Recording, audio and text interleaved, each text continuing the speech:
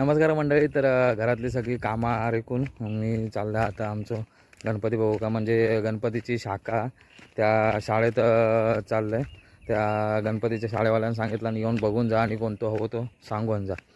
तर म्हटलं ठीक आहे, मी संध्याकाळी माझी कामं झाली की मग सगळी कामं आरेकून म्हटलं येते. तर आता मी चाललं आहे तिकडे गणपती सांगू का, म्हणजे यावर्षी कोणती मूर्ती हवी ती मूर्ती सांगूक चाललं आहे आता.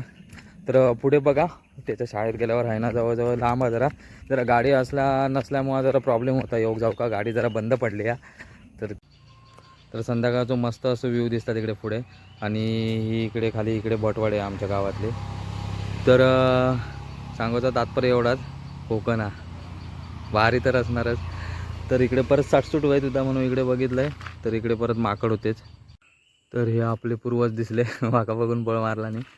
तर अशा प्रकारे आहेच वाटतं गणपती, जाऊन बघते आधी. तर अशा प्रकारे येऊन पोचलो होते मी त्याच्या शाळेलागी, बाप्पाच्या शाळेलागी येऊन पोचलो होते. आणि या त्याचा पुढे घर, आणि त्यांना पाठच्या बाजूक पडवी काढला नव्हती, आणि त्या पडवेचा त्यांना आता गणपती आणून ठेवला होते.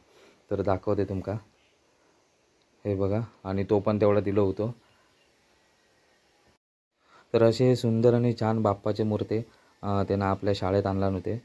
तर बुक करूसाठी इलं होते, पण पप्पाने आधीच बुक केला नव्हती. तर माका तो सांगत होतो की यावर्षी लहान मूर्ती सांगितलास, तर म्हटलं अरे बाबा नेवका जमत नाही कोणाका, दोघे तिघे जण लागतात आणि प्रत्येकाचे गणपती मोठे असतात, त्याच्यामुळं कोण माणूस पण भेटत नाही, म्हणून यावर्षी म्हटलं लहान सांगितलं. तर मित्रांनो, घेते आता तुमचं निरोप. भेटूया पुढच्या व्हिडिओचा. तोपर्यंत धन्यवाद. नमस्कार.